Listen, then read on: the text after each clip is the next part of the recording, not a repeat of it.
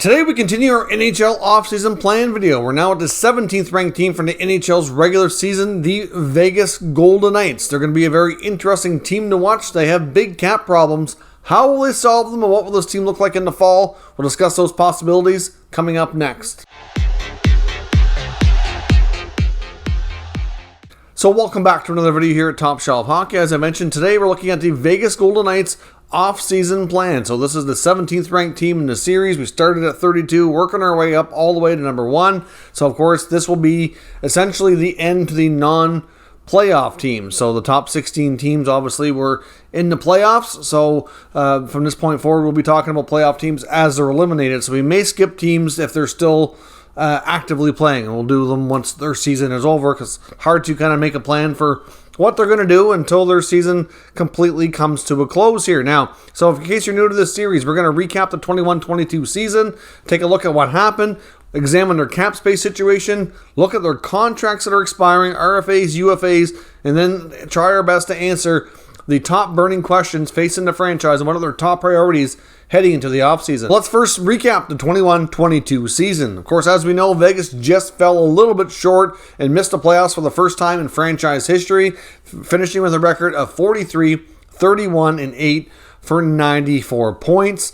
They scored 262 goals for 12th best in the NHL, so not too bad in that area, especially considering the players that were missing time, some of their top scorers. They did do well in that regard. Goals against was decent too, was mediocre, but respectable. 244 goals against for 15th best. The power play was not overly good this year, and I think that to a degree had a lot to do with the missing personnel and all the amount of missed games. They had an 18.4 success rate for 25th best in the NHL, and the PK wasn't overly great either. 21st in the NHL at 77.4. Normally, to really be a cup contender, you need your special teams to be in the top 10. Your goal scoring is usually pretty high up there as well. And this team just did not produce at that level this year. It's the first time we've really seen them do that. I know going into the year, a lot of people predicted them to more likely win their division or at least be first or second, definitely be a playoff team and be a force to be reckoned with in the playoffs. I know I was myself included in that group of people who thought that, which really, if you look at this roster, why wouldn't you think that? It was constructed, quite strongly. They're coming off a strong season last year. There was no reason to think they were going to fall down in the standings too much, but you can't predict the injuries. This team lost a lot of games. They had 508 man games lost this season. Some of their top players, like Mark Stone, only played 37 games. Pacioretty only played 39 games. Jack Eichel, who they acquired partway through the year, only played 34 games. Now that one, they knew what they were getting themselves into there. They knew he needed neck surgery when they made the acquisition. So that one, not surprising at all. Riley Smith was limited to just 56 games. Alec Martinez was limited to only 26 games. And Nolan Patrick, who they acquired last offseason, continued his injury-riddled career, only playing in 25 games. So that's a big group of players, an important group of players that didn't really play a lot. And their top line, once they made the Jack Eichel trade, they wanted Eichel to be their top center with Stone and Pacioretty. It would be one of the top lines in the NHL, at least you would think. And they barely get a chance to play together because once Jack Eichel came back, Stone and Pacioretty were both out, sometimes at the same time, or one of them at least, for the bulk of the rest of the campaign. Stone did come back towards the end of the year to try to help them make a push to get into playoffs. But you could tell Mark Stone was nowhere near 100%. He was not producing very much at all offensively. It was not the same player at all. So it's valiant effort, but, obviously he needed to have some things on his back and looked after. Looks like he's having surgery and will be out for the bulk of the summer, but should hopefully be back healthy next year. Of course, after all that, at the end of the year, listening to the Golden Knights coaching staff and everybody speak, it sounded like the injuries was the big part, in their opinion, why they didn't succeed more and make the playoffs, which I think is fair to assume. But they still ended up firing head coach Peter DeBoer, which I found quite surprising. We know Vegas has proven here in the last couple of years, they are not afraid to make tough decisions. And they are not afraid to make, even like decisions to the point that you almost feel like some people are being done dirty there. Like, look what happened with Marc-Andre Fleury. He was kind of promised he'd finish out his career there. Even the owner, Bill Foley, was a huge fan made comments himself that Flower was going to stick around. And then they ended up trading him, and he found out through social media like it was, they had a bit of a situation where the last couple of times they've made trades, the players are finding out through online and stuff that they're not even getting contacted by the team. It's just like their ethics and they're just a way of doing business, I guess. Just seems to have taken a step back, and I think that might be something they want to be focused on. Early on, it was like the place to play, the place to be. Players were, obviously just in love with the whole concept and loving the whole environment, how they're being looked after. And over time, it's certainly the business side showed more, which I get. They're out to win a Stanley Cup. They want it ASAP. They want it yesterday. And where it hasn't come, like they've made some pretty shrewd business moves, and some people have been hurt in the process. But as they say, that is business. But, eventually you can't continue to do that too much because, eventually they may get to the point where people just don't feel safe. And I wonder if at any point that made anybody feel uneasy or affected their play. I don't know. But we will see. Now, obviously, looking at their salary cap situation, that's kind of what happened. Now, how did they finish? They finished the 21-22 campaign with no cap space. They were $10.5 million into long-term injury reserve above the cap. So, obviously, they had to manipulate every dollar in, dollar out throughout the year because of the massive contracts that they've been able to accumulate and because of the players they had to bring in to replace the injured players. It was tough.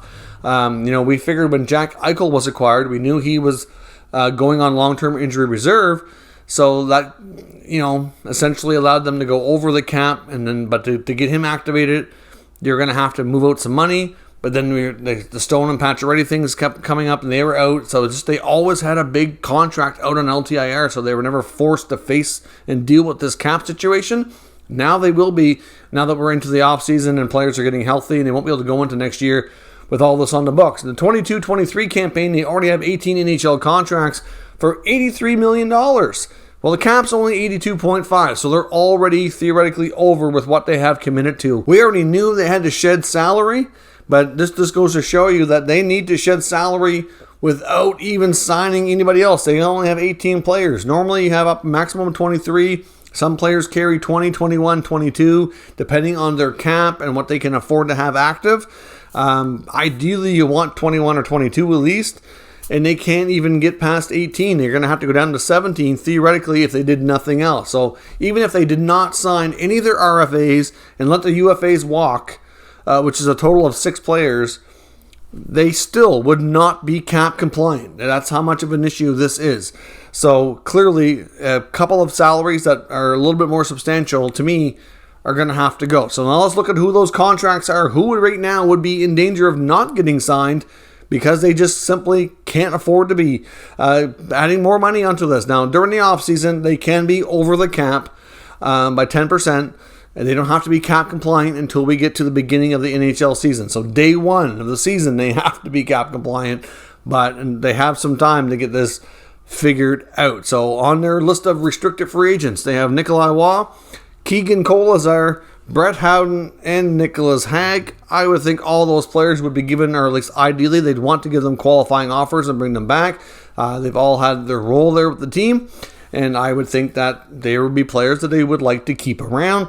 On the UFA side of things, they do have Riley Smith and Matthias Janmark. Now, Janmark, I can see a good chance of departing. I think there might be some interest to keep him. It's just going to be too difficult. There has been reports that there's a lot of interest in them retaining Riley Smith. There's been some talk. At one point I heard that there was a good chance he was going to be traded because they just couldn't afford to keep him, especially when it was looking like they weren't going to make the playoffs. But then they won enough, and the standings kind of tightened up enough with between them and the Canucks and other teams that were in the mix that they get close enough that they probably didn't really want to subtract. And then Riley Smith himself got hurt, and he was on injured reserve for a chunk of time too, and that didn't help matter. So a trade wasn't really difficult and almost impossible. And now we're at a point where there are indications that they want to bring him back. He's one of their original players that they're fond of, and he's still very productive. Even though he only played in 56 games, like the point totals he put up were quite solid. So like he can still play, and he can still be productive. So I don't know what happens there. Like I said, they're already over the cap, and if they want to keep their 4 RFAs, even though none of them are going to make a ton of money, but between him and Riley Smith, Smith's making $5 million now. I don't really think Smith's going to be looking for a pay cut. At least not much. You could be looking at another $10, $11 million just to sign these guys. Nikolai Waugh plays enough of a role that he's probably worth at least a couple million. Kolazar, Howden, maybe $1 million each. I don't know, something that was going to take at least that. Nicholas Hag, hard to say, $1.5, $2 million, maybe something similar to what White Cloud's getting paid. I don't know, maybe something along those lines. So you're looking at a good amount of money. If they're already over the cap, and then you got to add all this extra money, it's going to be pretty darn tough. With all that being said, what are the top burning questions and the top priorities facing the Vegas Golden Knights this offseason? Well, first up, who is going to be their head coach? That's an important decision here. Now, depending on who they want to hire as a coach, likely will have an impact on player personnel moves. It's just quite that simple. Obviously, depending on what style of play and all the players, they're going to probably want to have a coach that suits what they want. And, obviously, not to say that the coach has a lot of influence on who the players are, but depending on who they decide to move out and who they decide to try to bring in to try to juggle this cap problem, the coaching is going to be a big role here, because obviously, like I said, that'll determine how they play, who suits those systems best, and all that kind of stuff. So, obviously, DeBoer's out. This will be their third coach in their short existence. So we're going to be looking at an average of about 2 years a coach right now. So Gerard Gallant, of course, was their original coach, brought them to the Stanley Cup final in the year one, made the playoffs again, and then when they had the opportunity, when Pete DeBoer was available, they seen DeBoer as an upgrade over Gallant, I guess. They even had Gerard Gallant and a verbal contract extension in place, but not signed on paper, and went against their word, fired him, and hired DeBoer. And now, even after a season where DeBoer himself said he felt the group was still really good, and it was mostly the injury factor that went against them from being more successful and getting in the playoffs this year, and then they still fire him. To me, that's quite shocking. So who could be that new coach? It's kind of difficult to say. It's believed they want to speak to Barry Trotz. As I record this video right now, Barry Trotz has not been officially hired anywhere else. That could change. I know he's already talked to the Winnipeg Jets. It's believed that he has or is going to be talking to the Philadelphia Flyers. Some NHL reporters like Elliot Friedman think that teams like Detroit, Chicago, Dallas will at least want to speak with him too. And we don't know how quickly Barry Trotz is going to want to make a decision. But it's believed that Vegas would be very interested, and I'm not sure if they already have arrangements to speak to him or not, but they were expected to do that. So he could be in the mix. But like I said, if that could always change.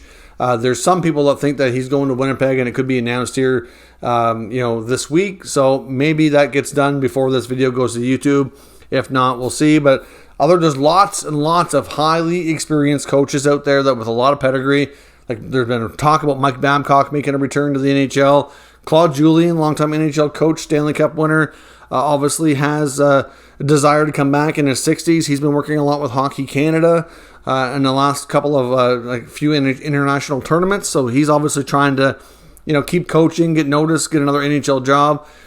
So he was a highly paid coach his last go at it here. So he's coached, Montreal, Boston, New Jersey. Definitely has a lot of experience. There's been some talk that at least one team had reached out to the NHL to inquire about Joel Quenneville coaching and returning to the NHL to find out what they had to do, because he's technically suspended or needs permission from Gary Bettman to come back to the league.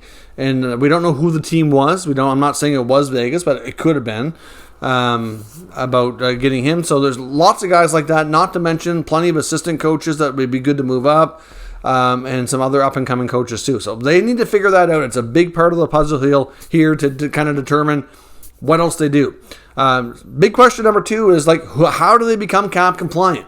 If they want to sign these players that are RFA and even Riley Smith as a UFA, who goes? Riley Smith, if there's mutual interest and they kind of talk and they kind of have a verbal handshake agreement, they'll say, okay, we'll sign you for, 2 or 3 years at $4.5 million, $5 million, whatever it is they agree to, but we can't sign it until we get some money out or something. He's only going to be patient for so long. All right, if other teams come calling and he needs a sure thing, it's hard to say, right? So they're going to want to, get to work. I would think by the draft, they're going to want to have at least a few players moved out in order to make some space here. But you have to think that Evgeny Dadonov is at the top of that list. They already tried to trade him near the deadline. They tried to trade him to a team that was on his no-trade list, to the Ducks, which never happened. And it's difficult to say how that got all screwed up, given the fact that when he went from Ottawa to Vegas, there's some talk that Ottawa didn't provide his list or whatever, but still, you would think they'd know he'd have a list. How do you not know which of your players on your roster has a condition, like a no-trade or a modified no-trade, and to check that out? Some say that they were led to believe that the clause was nullified. I don't really know what happened, but either way, there was a big screw up there that never happened. You have to think he'll be one of the guys that they'll attempt to move again. 1 year at $5 million left on his deal. After he went back to the team, he played really well there for a while. Looked like he was motivated to prove them wrong, but then it did fizzle out, which tends to happen with him in the last few years. There's been some talk that Laurent Brossoit, the backup goalie, will not be back. With the emergence of Logan Thompson this year, who got a lot more opportunity to play due to injuries, that he obviously showed he could play, and he signed for a way cheaper amount. Leonard is expected to be back, so the Leonard-Thompson duo will be a lot cheaper. So Brossoit, with another year at $2.3 million, is expected to be exploring a trade for him. There's some that think that Alec Martinez could be a cap casualty here. 2 more years at $5.25 million. But at the same time, I know that they were real keen on bringing him back. He was a big part of the success with the LA Kings. They really brought him in to really solidify that back end on the defense, and was a big part of their past playoff success that they had. So I don't know. I mean, it could happen. He missed a lot of time this year, which gave an opportunity to other guys to play. But as you can see, the stats did kind of suffer. The PK wasn't as good. Goals against were up. So I don't know. I mean, he could be a guy. It seems to be mentioned a lot by a lot of reporters that he is one of the players that could go. But you have to think that even with that, if that happened, if they moved to Dadonov and Martinez and Brossoit, there's definitely more of a need because they don't need 3 goalies without losing them on waivers or something like that. So that's $12 million. Well, almost $12.5 million really. That would be enough right there to get them out of the LTIR, and they could sign Smith and their RFAs. Doesn't give them a whole lot more to work with, but it's a start. Now, could they go beyond and above that? That's the next question here is, are they going to just tinker and move guys like Dadonov, Brossoit, maybe Martinez, or will we see something more significant in Vegas? We know that they're an impatient group there when it comes to winning. They want to win. They want to win now. Bill Foley made it a point early in the franchise's history to say they wanted a Stanley Cup in the first 5 years. Well, that's come and gone now. It hasn't happened. They just fired another coach. We know they like the new shiny toys, that's what I call it at least.